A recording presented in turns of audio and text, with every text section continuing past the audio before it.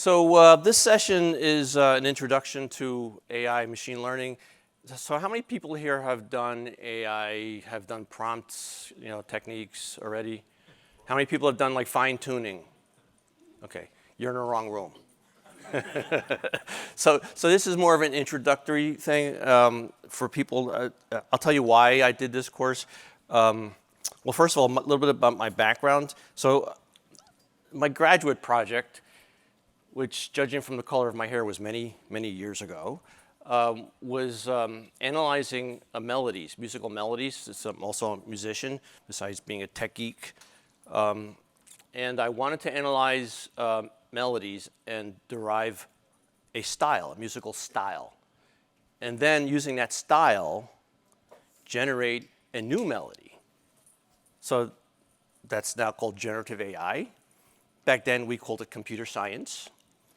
So in my presentation for my master's project, I worked in this interesting data structure. It was a directed graph with probabilities. I thought it was really, really cool. And I had some spare time before I actually did my presentation. And I said, it'd be kind of cool kind of draw the notes out on staff. If you're a musician, you could read, this is in C or it's in B flat or an A. And it probably took me a few hours to do that. It's just drawing the lines and, X, Y, like where to put the notes. And then I could transpose it just by moving everything up and down. It was actually pretty easy to do.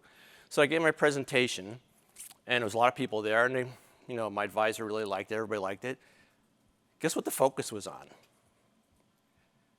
It was on the user interface. So I worked for months on this data structure. And it's really cool, like generating fractal music with probabilities. And everybody was focused on, it's cool that you can transpose the graph. And everybody was focused on that. So I learned two things. I learned about data structures, how cool they were. And I also learned about how people behave and where you should focus your attention, especially when you're dealing with managers. So I learned two important lessons. So we're certainly going to go through this very fast. And my whole point about this is that I want you to understand what AI machine learning is. Because even at this conference, I've talked to people, and I get the impression that they don't understand what this is. So this is something new, right? So we saw people at the keynote talk about like, I hope we get a deterministic answer, like waiting for the demo, or like, hopefully we'll get a good answer. There was a talk before with Lisa from the LangChain for J, and she said like, we're going to do a calculation because we know that's deterministic. So what they just said was really, really important. We're now entering a period of non-determinism. Enterprises for like 60, 70 years have been focused on deterministic. Same input, same output. We're used to that. We're now moving into a different world. Now, if you're a financial modeler or you're weather forecaster, you understand what a model is, right? It's not a perfect representation of the real world. Maybe, hopefully, close enough. I want to impress with you that is really, really important. This is non-determinism. And you should not treat it like deterministic IT. If you do, you will get burned. I will guarantee it. So that's my whole point about this. And I talked to a lot of people, even outside of tech. I talked to partners at law firms. I talked to a lot of CTOs. I talked to CEOs. I talked to radiologists. A lot of my friends were radiologists. Talked to them. I talked to some dentists. These are all smart people. And they all hear the buzz about AI. And I talked to them and I guess, these are smart people, and they don't understand what it is. So I want all of you to be the smart people on the planet. I want you to understand it. So my goal in this session, and also my courses on other sites, LinkedIn and all that stuff, I want to be sure that you understand what this is. So as a Java developer, we hear about all these frameworks. Okay, this is an AI framework. You just plug it in and go. Piece of cake, I'm done. That's not the case.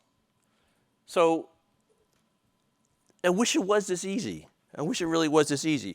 Now, from a coding point of view, Now here's, what is this? This is OpenAI. So I'm connecting to OpenAI.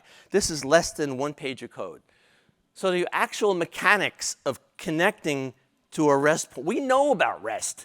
This is easy for us, right? This is a REST call. Using the HTTP request, HTTP client, this is stuff that we know like the back of our hand. So what's so hard about it? Right, and here's, this one is using LangChain for J. Again, less than a page of code. So again, Frank, what's so hard about this? I just plug it in, this should be a piece of cake. So it's not that easy. So I can talk to you about like being a musician, and just like Java developers, we like our gear. We're all gearheads. We love our gear.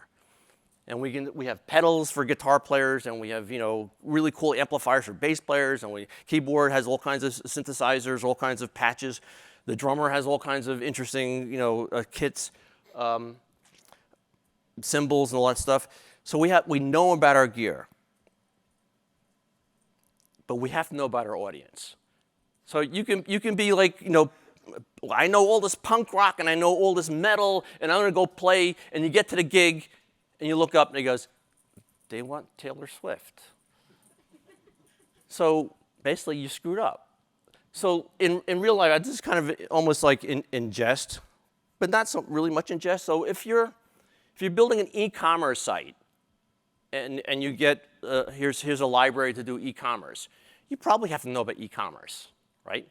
If you're doing radiology and you have a radiology package, you have to know about radiology.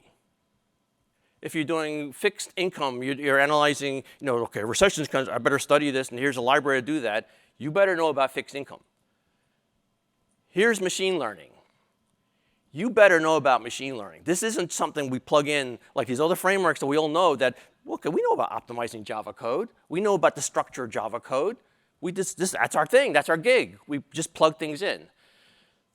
We now, with machine learning, have to understand what this is doing. Because there was a reason why people at the keynote said, hopefully I get a deterministic answer. Or why Lisa said before, like, I could do a calculation because I want a deterministic answer. Or hopefully we'll get a good answer. Why did they say that? Because we're dealing with non-determinism, probabilistic systems. This is different from what you're used to. And this is different from what practically every enterprise is used to. So when your manager says, we're just going to add a chatbot and we should be fine, okay, there's a lot of issues, and not just technical. There's a lot of legal issues, compliance, governance. I mean, serious issues. Okay, so we know GenAI is like the darling. It's generative AI. It's not just AI. When people say AI, what are you talking about? We're talking about the trend is generative AI. There are other types of AI, and we've been dealing with code generation, chatbots, and I'll talk about that. We're just getting started, right? We're at the start of a new phase with new tools. And don't go on YouTube and you see like your job's going to go away. I mean, this is like, who is saying that? These are companies that are selling services to you. They want to attract attention. They have VCs that want to go public. That's why they're saying that. Okay, your job, now I'm not saying that you shouldn't learn new things. Of course, if you didn't learn about IDEs, would you still be here? You'd still be doing screen editors, right? A new tool comes by, you learn the tool. That's why we're in this business, because it's different. It changes all the time. This is really cool. But the APIs are trivially easy. I mean, most of them are just REST calls. In LangChain for J makes it even easier. So, but we have to understand the foundations of AI and ML. Okay, so let's talk about patterns. So I remember having this epiphany when I was studying machine learning a long time ago. So if you're a musician and you know about 1-4-5, I can tell my friends we're going to play a 1-4-5 in a key of E. They know right away what I mean. Why? Because there were patterns. If you're a jazz musician, I'm saying 2-5-1 in A minor. They know right away. Why? Because it was a pattern. Why do bears know where to find fish? Because it was a pattern. So this is like really, really fascinating. And I was interested in astronomy when I was a kid. And I know that when stars start to become unstable, they just explode. So in business, that happens a lot. When the complexity, chaos index gets bigger, it also explodes into something new. Why did Java become popular? We were going through a mess with back then it was like make system C++, dependency lines were like longer than, like 100 lines of things scrolling by. It was craziness. So here came Java after a period of complexity and chaos. That's a pattern. In sports, how does the offense know about the defense? There's patterns. It's like, wait a minute, this is word, patterns, comes up more and more often. And it's not just in certain industries, it's all over. I mean, why was like Elvis, why was he popular in that era? Well, the decade before, there was something like the war. Oh, chaos. Like Kurt Cobain, okay, there was like the excess of the 80s. So there's periods of chaotic, and most of them, and things come down to a stable state. Those are patterns. So patterns are everywhere. That's what machine learning is all about, right? It's about recognizing patterns, and either you predict or you generate, right? And we know that this book was years ago, decades ago, Design Patterns. So this book was patterned on a talk by Kent Beck and Ward Cunningham, two very good computer scientists. They had a talk at a UPSLA conference, Object-Oriented Programming Languages and Systems, I think. So their talk was using pattern languages for OOP. So that book was Design Patterns, which was patterned on a talk about patterns. That talk was based upon this book, a pattern language. This has nothing to do with software. It's about physical buildings. So, wow. And it certainly was, it influenced the first wiki in Agile. What was that patterned on? It was patterned on things we've done for centuries. So you think about it, there's patterns, we're patterned on patterns, and there's patterns, and so the word pattern comes up all the time. And we even know that with regular expressions, like how many of us use regular expressions? Like practically, right. I'm not saying whether we love them or not, but we'll use them. It's like a language inside of a language. So that describes patterns in text. So it turns out that Professor Klein, who invented things, I mean, this is going back in the early 50s, he was experimenting with machine learning. The reason why regular expressions were invented was to experiment with machine learning. So all this stuff is not new. It's just like many things in computer science, we knew about them long ago, but we didn't have the resources to implement them properly. Now we have the resources, right? And this gentleman back, believe it or not, in the 40s, said that the most interesting aspect of the world is that it's made up of patterns. So everywhere he looked, there was a pattern. So what's really interesting is that machine learning is detecting patterns and then either generating or predicting. And it seems like the whole universe is like that. So this is not just about chatbots or generating code. This is like huge. This is huge. And of course, it's just to give a perspective on, AI is simulating the intelligence of a human. You can argue whether humans are intelligent or not, but that's another discussion. Yeah, I don't worry about AGI, the intelligence of machines. I worry about intelligence of humans going forwards, but that's another talk. So machine learning is a subset of AI, because AI could involve programming in Prolog or Lisp or something like that. There's expert systems where you have rules. Okay, that's that type of AI. Machine learning is that you're not doing explicit programming. Is that the machine understands, there's an algorithm that understands patterns. And now there's a subset of machine learning called deep learning, where we have modern resources to implement machine learning. We have cloud, we have GPUs, we have other types of hardware coming that are going to make even things better. So that's deep learning. Of course, in the common press, you won't see deep learning. You'll see people write about machine learning or even say AI, but they really mean deep learning. I mean, we're the smart people. We're supposed to be specific.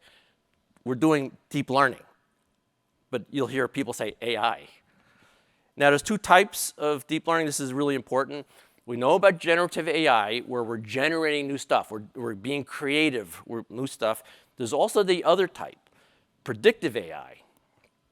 As a matter of fact, so there's a JSR for visual recognition that Zoran and I had, this was years ago, we finished that.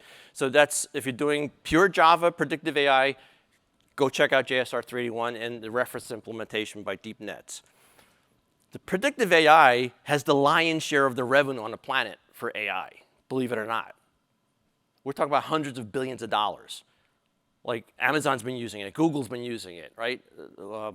Netflix has been using it for decades, for like 20 years. So that's generating a lot of the revenue. Of course, GenAI has been new, and certainly the past 2.5, 3 years with ChatGPT and transformers, patented by Google, by the way, is taking us in another direction, but we have to know the use cases. When do we use predictive AI? When do we use generative AI? But we're going to focus on GenAI for this talk. So where can we apply it? So one day just took, went to a thesaurus and I got all these words with implied patterns. And I was kind of surprised, like, wow. So all these words imply patterns, which means there are opportunities for generative AI, for good or for bad. So there's opportunities for the good guys, and there's opportunities for the bad guys. But for us as software developers, it's like, where are the patterns? So again, at night, it's like, let me find out categories of what we do every day. So I came up with these 4 categories. I mean, they may be right or wrong, but just something I did one night. And I said, there's like four categories, right? We're doing, there's a fancy word, ideation. We're just basically using your brain for not coding. So your project scope, prototyping, you're doing requirements, then you're doing development, okay? Everybody likes that, right? Writing code, okay, that's the fun part. We have code generation, we're doing documentation, we deploy stuff in production, we're doing metrics tracking, feedback, doing maintenance, of course, everyone's favorite category. So those are the 4 categories. In addition to that, we're searching on our machine, or we're Googling for stuff, we're going to meetings with status report, emails, texts. How many of those boxes say code generation? And what does the industry, what does the AI industry want us to, we're going to generate code. We don't need programmers, we could generate code. Knock, knock, we do more than just generate code. And also, if you're an entrepreneur, and I'm sure there's many entrepreneurs in the audience, there's a lot of boxes to attack, right? If you want to build a business, there's a lot of those boxes that have not really seen AI or ML, and it's a good opportunity for people that have an entrepreneurial bent. Go after it. Right? Yeah, people are focused on code generation. We do other stuff than just code generate, right? We're not just code monkeys, right? We do a lot of stuff. So when people say you're going to lose your job, well, yeah, if I'm not going to learn anything new, of course I'm going to lose my job because I'm a dummy. I'm not learning anything new. Just learn this stuff, right? Okay, so patterns are everywhere. So, natural language processing is nothing new. It's from the 40s. and language models in the early 90s. And of course, there's Google's patented transformer architecture or transformer model. Now, after this, that's when ChatGPT, who uses this technique, OpenAI that uses this technique kind of took off. And also, they were quite brilliant about their user interface. Right? They made it like a Google very simple, ultra simple UI. That was brilliant on their part. And it goes to show you again about people and about user interfaces and simplicity. And the way this works in an abstract sense is that you have this data structure, right? Do I have it? Yeah. The data structure that learns about patterns in texts. And now it's images and videos and audio. And then you train this neural network with data. And as the data goes through the neural network, certain paths get strengthened. more than others. It's just like water going down a mountain, and you train the water goes a certain way from the rain, and all of a sudden you have these like gradients, like where the water probably will go that way. If more water came down, it would probably go there or here, or then it will turn here. So it's like probabilistic paths. And then once you have training, you have a model. And again, if you're a financial person with models or a weather person, you understand what a model is, right? But how many models do you think there are? I mean, we know about, OpenAI has 4 or 5, 6 of them. Then we have Anthropic. But how many do you think there are? 100? Any guesses? Everybody has their own model. Could be. So this is as of February 19th, there's 1.4 million. As a matter of fact, if someone wants to go to this URL, on Hugging Face /models, you find out the more up-to-date number. Now, this is like GitHub, right? It's like of all the code on there, there's only a small percentage that we use. And even though there's like millions of repos, there's only a few hundred that are used. Very similar, but I mean, there's still a lot of models. And there are some that are specific to text, some are specific to images, to video, audio, but it's still a lot of models. Okay. Now here's something really important. So I remember when my friend, who's a partner in a law firm, and she's really, really smart person, and she went up to ChatGPT and she used it like a search engine. And it's like, it's not a search engine. It's like, well, it's be trained. It doesn't store the data. It stores the patterns of the data, not the data. Maybe in the future we'll have another next generation LLM that does that, but right now it stores the patterns of the data. It's not a search engine, so don't use it like a search engine. It can be used certainly with the search engine. I mean, you have things like Perplexity, right? It's really, really useful. And then also with LangChain4j, you could connect a search engine with, with an LLM. Right? You teach it patterns, and then you ask it to complete. That's where the term completion comes in. So historically, the first language models were called completion models. And by their name is that they complete text. So roses are red, violets are, right? That type of completion. So that's why they were called completion models. So completion models are still there, but they're not used up. They're considered legacy now. So now there's chat completion models. So those models are trained on conversations between people. Google has patented that model. So the way people communicate, so there's a paper on communication and how you can model that. So that's what chat completion models do. Recently, there's things called reasoning models, which I'll get into a little bit later. So they're not called completions, they're called responses, because it could be more than just a completion. A completion is when you talk to a language model, and the response could be, well, you can be talking to a language model or something else, to saving a file or doing some function call. So it's more than just a completion, right? But here's the key thing. So the prompts are steering the LLM. You are guiding this is how you program the LLM. You want to guide it, and you guide it with your prompt, right? And I'll show you a little bit about that. But there's also this thing called hallucination. This is the way LLMs work. They work on probability. They work on probability. They're not deterministic systems. The goal for us as AI ML engineers is to try to minimize the so-called hallucination. Actually, the proper term is called confabulation. Because if you have a medical friend and you say hallucination, say, that's not a hallucination, come on.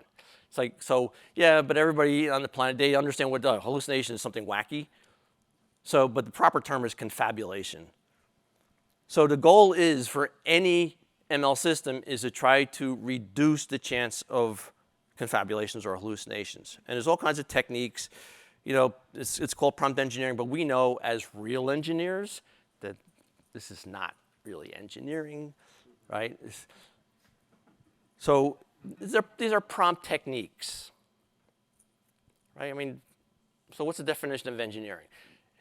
It's solving a problem under a set of constraints. That's the definition of engineering. Those are prompt techniques. That's not engineering. And there's a whole bunch of them. I'm not going to go into detail. There's a lot of good sites. There's Zero Shot where you just say like, translate this to Serbian, right? Or summarize this, right? That's something that's just real simple. And sometimes it's really good. Zero Shot's really good. Like I'm often translating to another language. So translate it to Italian. Right, and a few shots, I'm going to give it examples. Here are a bunch of examples. Here I'm just giving 1, 2, 3, 4, 5, 1, 2, 3, 4 examples. And I'm giving those 4 examples. Here's the 5th one. Based upon that pattern, what's the result? So I'm giving an example. I could have given it 1,000 examples, right? So that's called few shot, where you're giving it more patterns to follow. Another one is called chain of thought, and as the name implies, to solve a problem, we all know you break it down to subproblems. Solve the subproblems. Then you connect everything together. That's chain of thought. It's not rocket science, right? This is how we work. So this example is just like, here's a pattern, how to solve a problem. Here's a similar problem, solved in a similar way. That's called chain of thought. Now, the reason why I bring up chain of thought is that there are these new so-called reasoning models.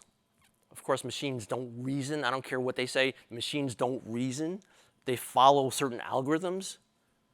So chain of thought is the basis of reasoning models.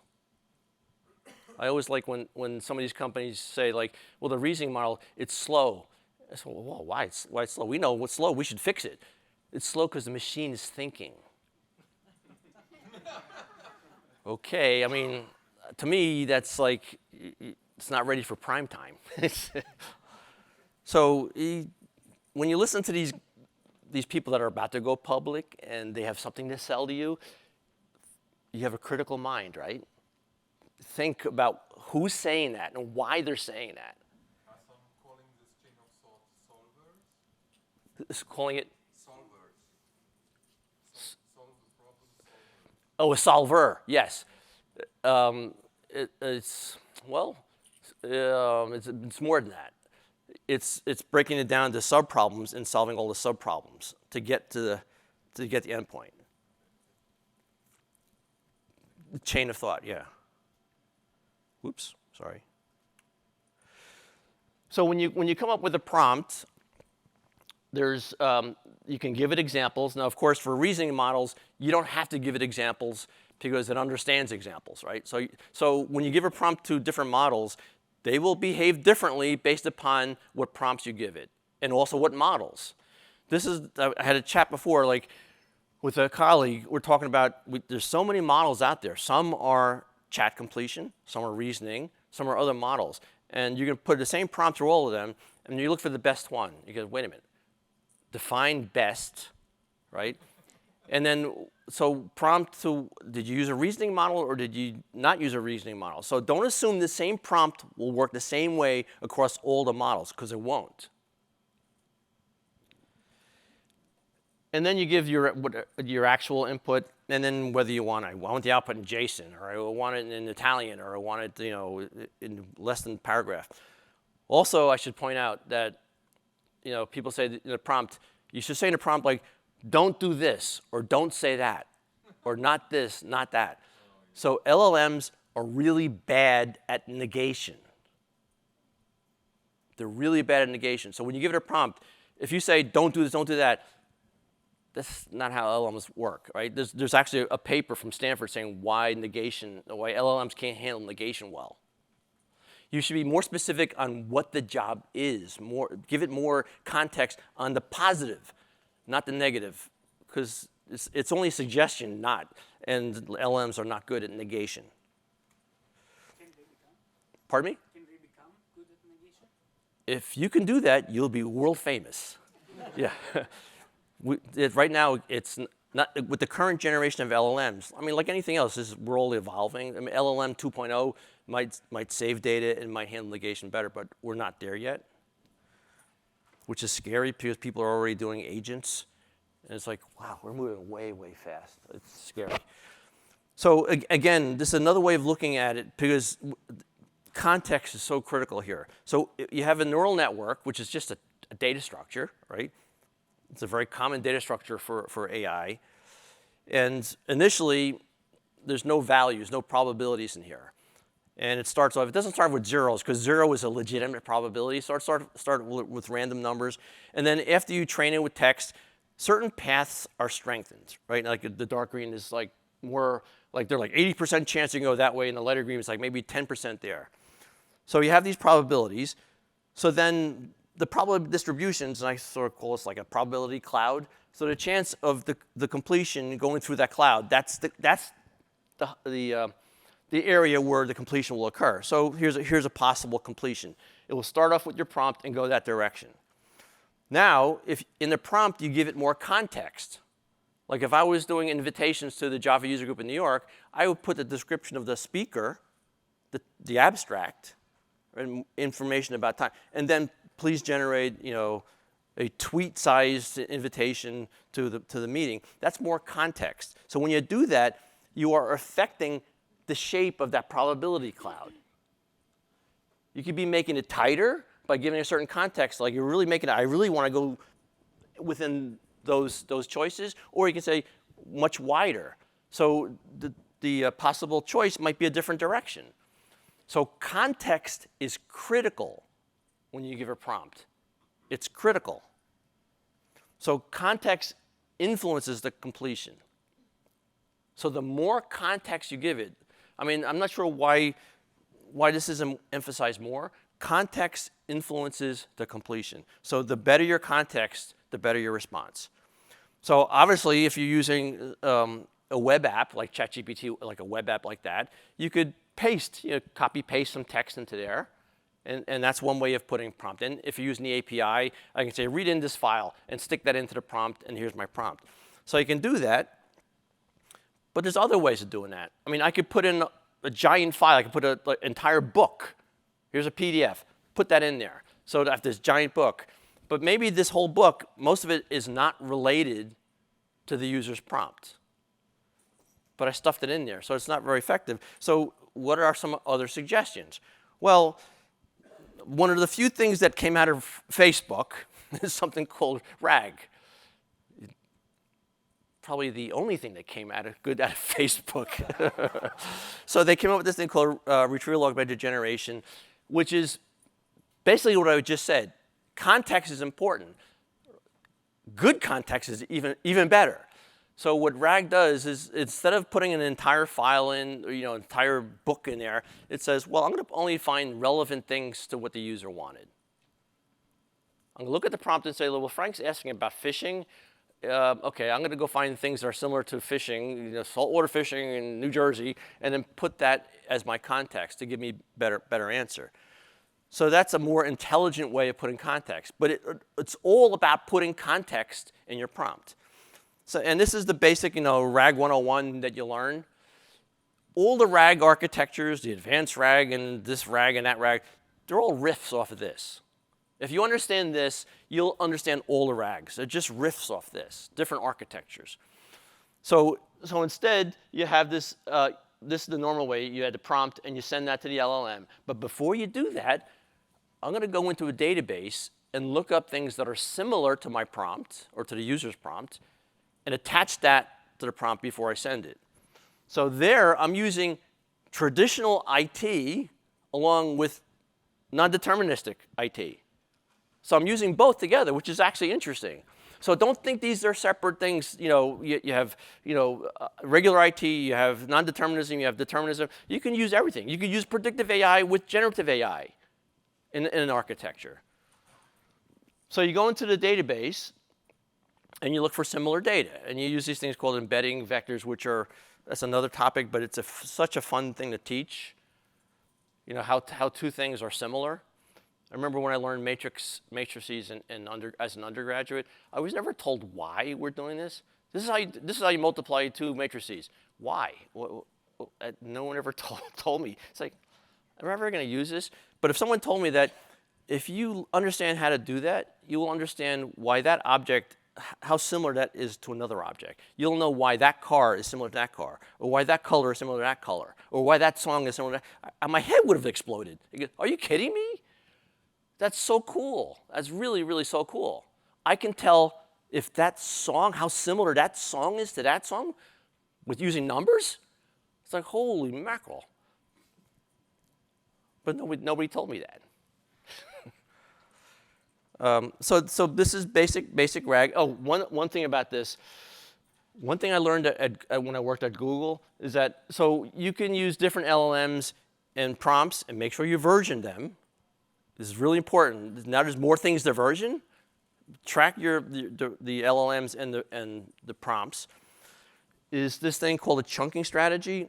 What that means is that when you store things in a database, do I store text as sentences? Do I store them as markdown? Do I store them as tokens? Do I store them as this or that? So that's called a chunking strategy, the chunks that you put in there. It turns out that the more effective UI apps, pardon me, the better way of saying it is that the bigger change in the result was by changing the chunking strategy. So we found that by changing the LLMs, we got a little bit better, a little bit worse. It was sort of like within a little epsilon. But by changing the chunking strategy, you had a much bigger effect on the result. And it was also interesting, it was a type of questions. So if you ask like, what's the meaning of life? Those big questions. So that needed like a bigger or wider chunking strategy rather than, what about the parameters in that method? What was the third parameter in that method? Very specific. So it turns out the chunking strategy was different for different types of queries.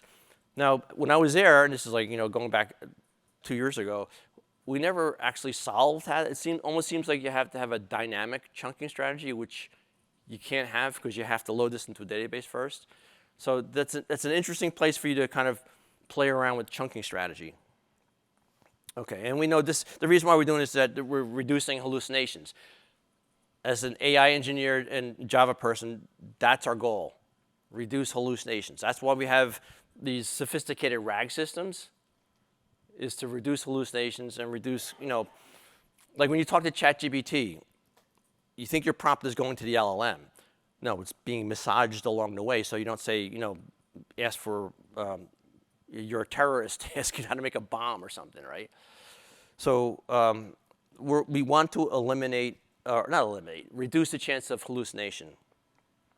And also with a database, the good thing is that you are in charge of the database because LLMs we know are updated every 9 months to a year. So, but now you have a database. You can keep up to date in real time if you want to. So the good thing is that you are now in charge of the database. The bad thing is you are now in charge of the database. It's your responsibility now. So there's good and bad. And also, if you use certain types of embeddings, an embedding is just a numeric representation of text or audio or video. If you use a certain embedding, let's say I use the OpenAI's embedding, you can only use one type of embedding in your database. You cannot mix them. If you mix them, it's like your data is useless. You can't say, I'm going to mix the OpenAI's, I'm going to use the Anthropic embedding. I'm going to write my own Java code to do that too. You can't do that. Only pick one. And if you change, you got to redo the database. Completely redo the database. So you cannot mix embeddings. And if embeddings are a little confusing, think of how two colors are similar. How would you tell if two colors are similar? What do we know that can measure colors? RGB. You're in 3 dimensions, right? RGB. So there's this point over here, and here's another RGB. So now you have to find a distance between how close are they this close or are they that close? Are they really, that color is way different than that, or the colors are similar? Well, if you remember from basic geometry, it was like the square root of x2 minus x1 squared plus y2 minus y1 squared plus z2 minus z1 squared, square root of, that's the distance. That's how similar they are. If the distance is close to 0, well, they're pretty close. If they're far away, then that's an embedding. So now think about that for text. It's not just 3 dimensions, but it potentially could be 1,000 dimensions. And since we're not from another universe, we can't visualize things beyond three dimensions. We just use mathematics for that. Okay. But when you put this in production, guess what? It's not easy. There's so many questions to answer, right? So when your manager says, We need to put a chatbot. We have docs. We're not going to use docs anymore. We're going to have people talk to our docs. It's like, okay, well, there's a few things we have to settle first before we put this in production. Right? So, you know, how do we embed version embeddings? How do we pass the context? What type of retrieval technique? There's like 15 different retrieval techniques into the database. There's 15 different ways of finding how two things are similar. And you have to pick one based upon type of data. What about hallucinations? All kinds of stuff, right? And there's some non-technical things here, like compliance and regulatory concerns. Actually, I should make that in like 50-point font. Because as tech people, we forget about that stuff. But to a CEO, that's probably more important than the other ones there. So if a result, is there a chance that a result can be wrong and put the company at risk? Well, there might be, because this LM. Your CEO probably say, well, then you're not going to use AI. It's just not, because if there's a small chance my company could go down because of this, are you kidding me? I'm not going to use that. So you got to be really, really careful. That's why we have these sophisticated RAG architectures. We're trying to minimize it. Is the chance still there? We heard from the keynote. There were people up there giving demos. I hope we get a good answer. Well, imagine saying that to an enterprise, Fortune. I hope users get good answers. It's not going to fly. So you got to be really, really careful. Now, I'm not saying this is not powerful. Of course, it's very powerful. But you have to be aware of this. So when you're taking docs and you're putting it in production, and your manager wants users to talk to docs, you are now deploying an application. You're not just putting static text in a website. You are deploying an application. So you just went from here to up here. So tell your manager that. If he or she's willing to take on the responsibility, it's like, okay, well, we'll do it, but we have to do all this other stuff. So are you going to pay for all this? All right. So we know about chatbot architecture. So when you go to, I use OpenAI all the time since that's the darling. That's the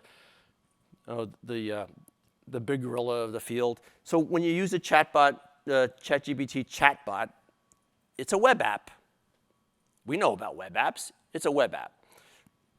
And we know that chatbots maintain a conversation. Right? They can maintain a conversation. Well, the way it maintains a conversation, these are stateless APIs.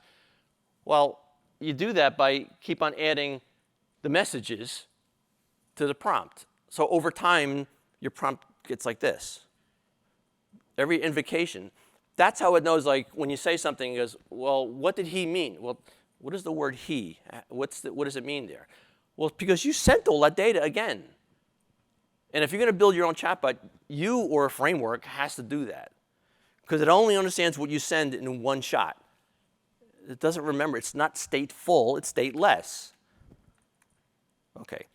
So when you want to minimize that, you have to restart the session, right?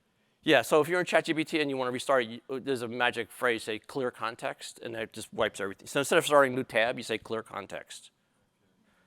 Because if you say, like, you have some start, and then you say, no, I meant like this, and then it doesn't, or I rephrase or something, it will just... That's a really good point. When you use a chatbot, use it as if it's an intern.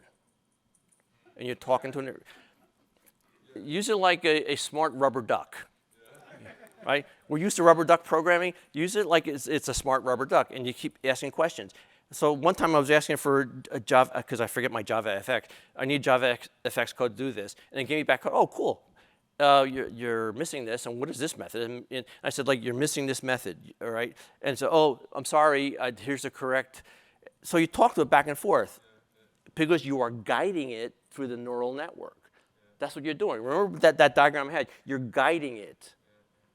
So keep on having that conversation back and forth. And sometimes the conversation gets foobar, right? It's like, what is it talking about? Just say clear context. Your context has gotten polluted.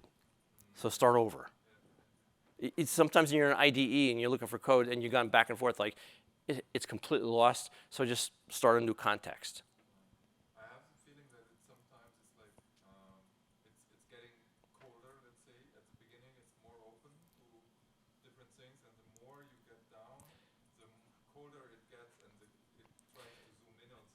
you're having a conversation, and by doing that, the stuff that you're sending, you're guiding it through the neural network. Just remember that diagram. You're guiding it through there. By putting more context in your prompt, you're moving it down that way. Okay. All right, so I don't have much time left, but so this is using standard Java. This is, pardon me, a REST. This is for OpenAI. This one is doing for Google. They're all similar. They have very similar REST APIs. Right? This was OpenAI. This is Google. I could have shown the Anthropic one. They're all similar, but they all have these differences that make it painful. So LangChain for J is an awesome library to use to simplify that. So, and here are all the categories. I mean, you can go to our docs and see this is really cool. So in other words, here this example is that I'm using OpenAI, so that you get the OpenAI key. After that point, when you create a model, you're not talking specifically OpenAI, you're talking about LangChain for J. So it makes it so much easier to use. And what does this one do? This one has a system message, which is basically an instruction. So OpenAI has this thing called a system message. They did that, as I was told by one of their engineers, in the future for security. That's what he told me this like 2.5 years ago. We did that to separate the instruction for security reasons. Some other LLM or GenAI service providers don't have system messages, so they just put everything as one type of message, but OpenAI does, and some others do too.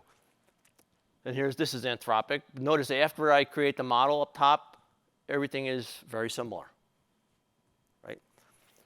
So we know that when we learned about the web, it started off real simple, and it became that, right? And then with LLMs, we have this, and now we're moving to the world of this. Whereas you're not just using one LLM, you're using collaborating LLMs all throughout your architecture.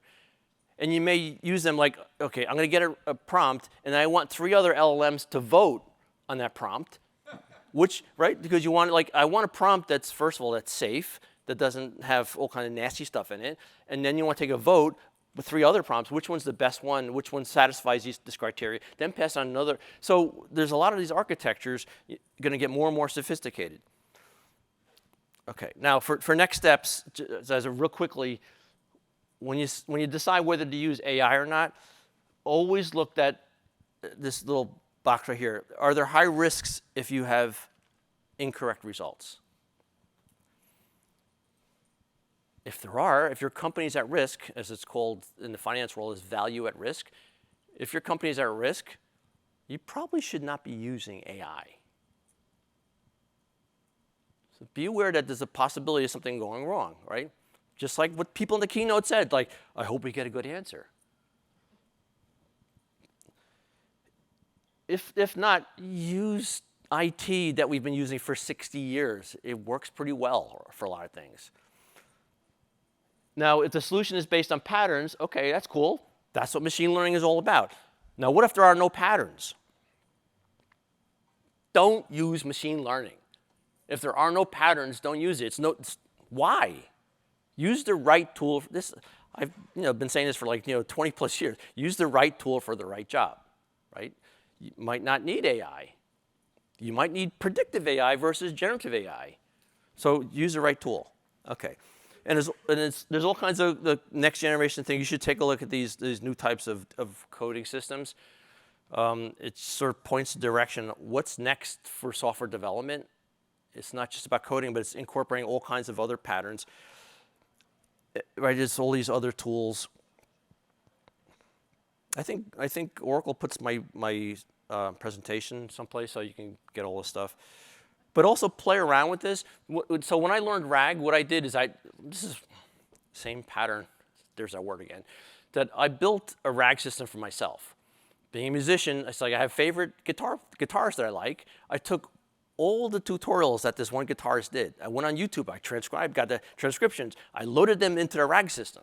I went all to every possible thing I found about this guitarist. I loaded into my own RAG system. And then I asked questions like, how would I improvise over this chord progression using your, and then this person would answer me, and it would give me transcriptions. It's like, wow, that's exactly what, as if that person was talking to me about how to play against those chord progressions. So, but that's something that was fun for me. So pick something that's fun, build a RAG system, because it'll take you less than a week to do this on your spare time. It's not hard. once you build your own rack system, you will like have this thing, I now understand everything. And everything is a riff off of that. You know, agents, it's just a riff off of this. Well, agents, well, there's scripts. There are AI scripts, there's reasoning, and their reasoning are like sub-part things, they're scripts, and they're doing it by, okay, well, that's not hard.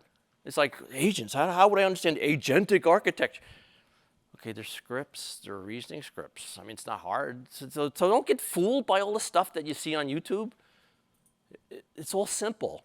It's just that the ways explained to you. Like, who is saying that to me? That I'm going to be out of a job. Like, okay, I get it. Okay, just learn this stuff. It's not hard, but you have to understand what it is. This is not just like, I'm going to plug it in and make my Java programs run faster, or the architecture's better. We all know how to do that. This is different. We have to understand what it is. And really, build a rack system for yourself.